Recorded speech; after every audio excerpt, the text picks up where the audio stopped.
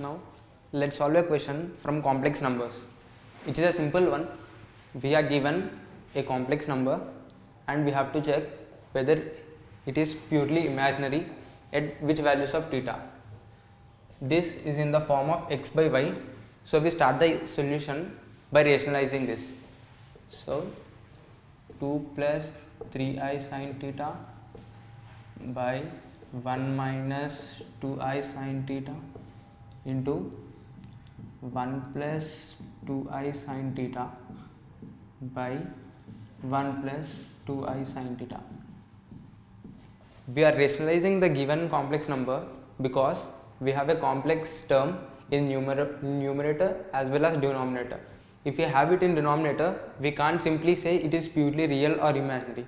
So if we rationalize, the denominator term becomes a constant, leaving us with a complex value in the numerator. Hence we can deduce whether it is real or imaginary.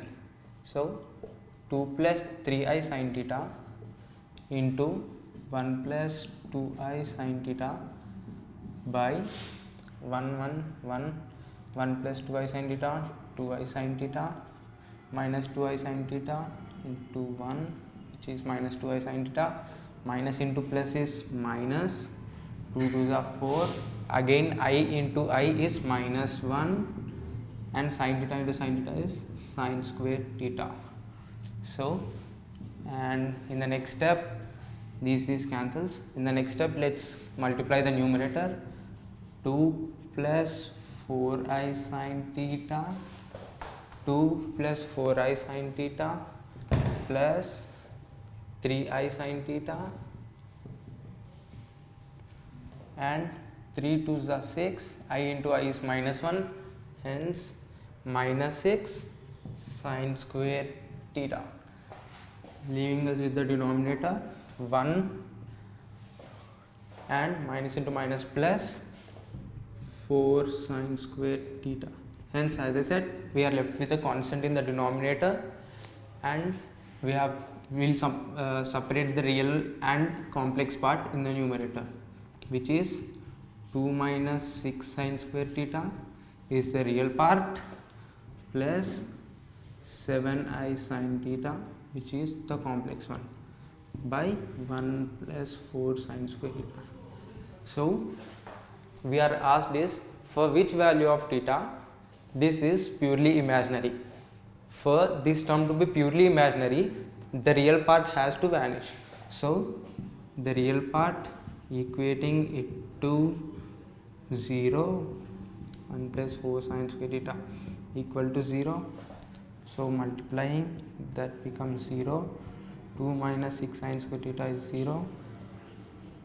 So we have sin square theta is equal to 2 by 6, which is 1 by 3. So sin square theta is 1 by 3, sin theta is 1 by root 3.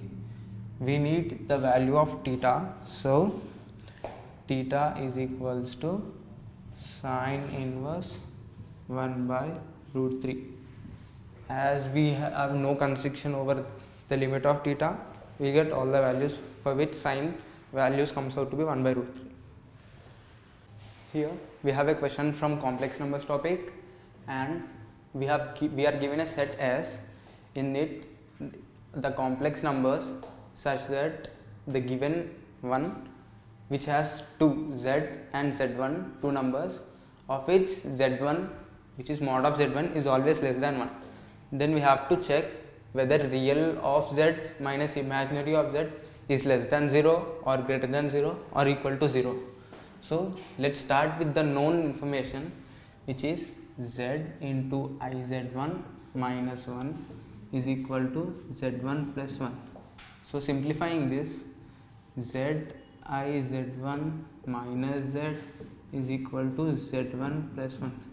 As we have an additional information about z1, let's subject z1. z1, bringing this to the left hand side, minus z1 is equals to z plus 1. Take z1 common, we are left with zi minus 1 is equals to z plus 1. Hence z1 is equals to z plus 1 by zi minus 1. Now we know that modulus of z1 is less than 1. So modulus of z1, which is modulus of z plus 1 by zi minus 1, is less than 1. So we have information, we have used the information given over z1 to the z, because we have to find real of z minus imaginary of z. So send the denominator over right hand side. We have modulus of z plus 1 less than modulus of zi minus 1.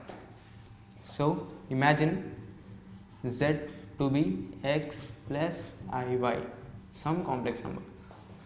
So modulus of x plus 1 plus iy less than multiplying z plus iy with I, x plus iy into I minus 1, which is modulus of xi minus y minus 1 plus ix, because this is the real part, this is the imaginary part.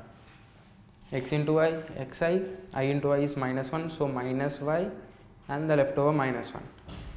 So squaring on both sides, we get x plus 1 whole square. For example, taking the mod y square is less than minus y minus 1 whole square, or y plus 1 whole square means the same.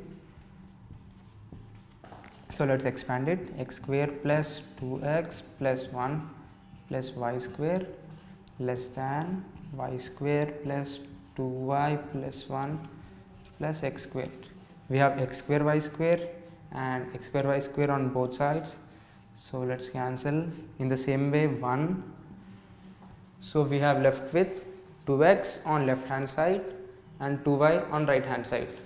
So 2x is less than 2y. So you can already see where this is going, which gives us x minus y is less than 0. Now x, which is only the real part in z, which is real of z, minus y, which is the imaginary part of z, which is imaginary of z, is less than 0. Hence the answer is it's less than 0.